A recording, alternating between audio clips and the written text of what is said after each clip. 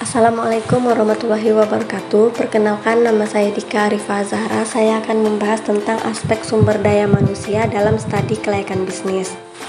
Yang pertama, saya akan membahas tentang pengertian manajemen sumber daya manusia. Manajemen sumber daya manusia adalah pendekatan terhadap manajemen manusia. Pendekatan terhadap manajemen manusia tersebut didasarkan pada nilai manusia dalam hubungannya dengan organisasi.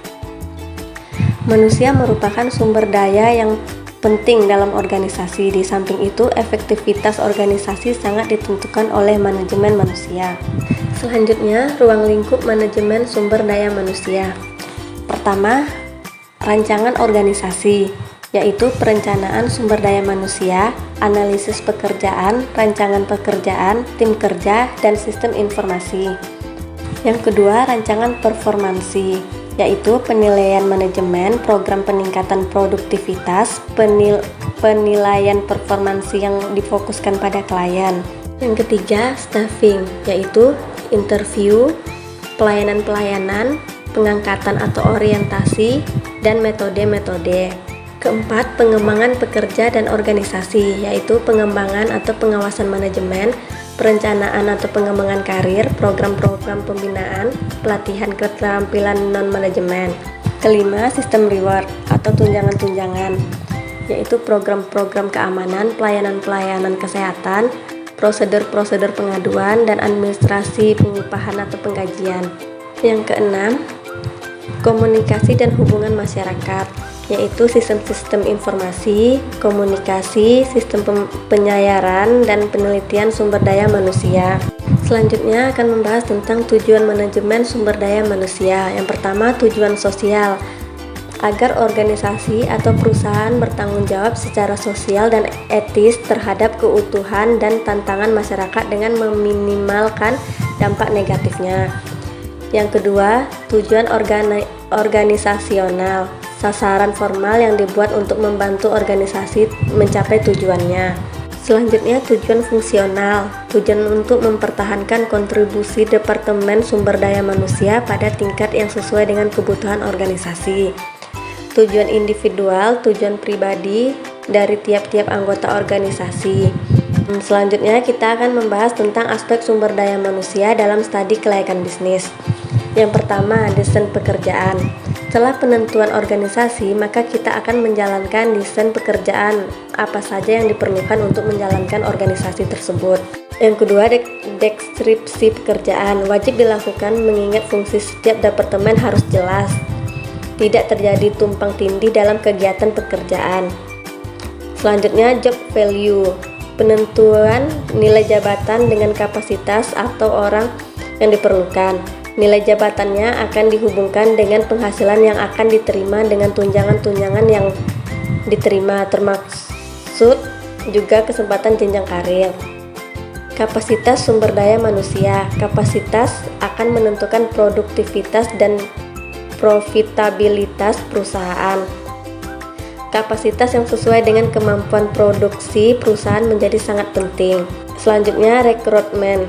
Dalam rekrut, perusahaan juga harus menganut beberapa hal yang harus diperhatikan, misalnya pemberian kesempatan yang sama untuk semua golongan dan ras, pemberian kesempatan kepada kelompok wanita untuk bisa serta kerja dengan kaum pria, memperhatikan himbauan pemerintah setempat untuk memperkerjakan karyawan yang berasal dari daerah setempat. Selanjutnya, productivity. Sejalan dengan kapasitas yang sesuai, maka produktivitas menjadi penting.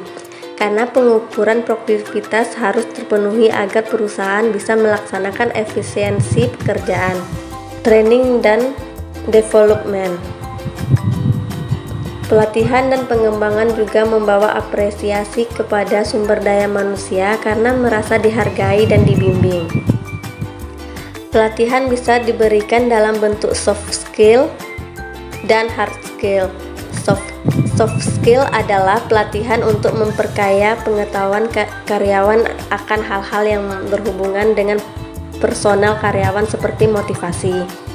Hard skill lebih kepada pelatihan yang berhubungan langsung dengan pekerjaan agar bisa bekerja lebih lagi dari waktu ke waktu. Selanjutnya akan membahas tentang performance appraisal, yaitu dalam penilaian karyawan ini yang dinilai tidak semata-mata pencapaian hasil kuantitatif, tapi juga faktor-faktor proses dan kuantitas lainnya. Yang akan dinilai ada faktor kepuasan konsumen, cara manajemen dan juga kerjasama tim, compensation and benefit. Dalam setiap industri pasti terdapat struktur kompetisi yang akan diberikan kepada karyawannya yang terbaik. Selain gaji dasar, perusahaan juga akan memberikan tunjangan-tunjangan yang disesuaikan dengan tingkat jabatan dan kompetisi di pasar. Selanjutnya, career planning. Selain pengembangan akan kemampuan karyawan, perlu diperhatikan juga pengembangan karir yang akan dicapai karyawan. Kompensasi dan tunjangan-tunjangan bukan satu-satunya yang dicari karyawan. Mereka juga ingin mencapai kemajuan untuk dipromosikan ke jabatan yang semakin tinggi, maka diperlukan sebuah perencanaan karir yang lebih jelas untuk setiap individu yang ada di dalam perusahaan, khususnya untuk karyawan yang sangat bagus.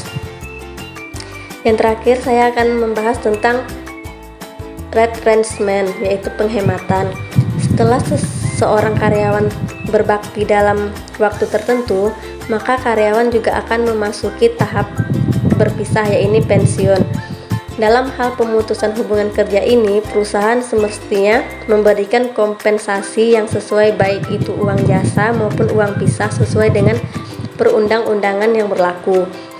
Dalam rangka pengembangan dan mempertahankan karyawan agar karyawan tidak mudah tertarik untuk pindah kerja ke perusahaan lain, selain memberikan kompensasi dan tunjangan, karyawan juga bisa dimotivasi. Sekian dari presentasi saya yang membahas tentang aspek sumber daya manusia dalam studi klien bisnis. Wassalamualaikum warahmatullahi wabarakatuh.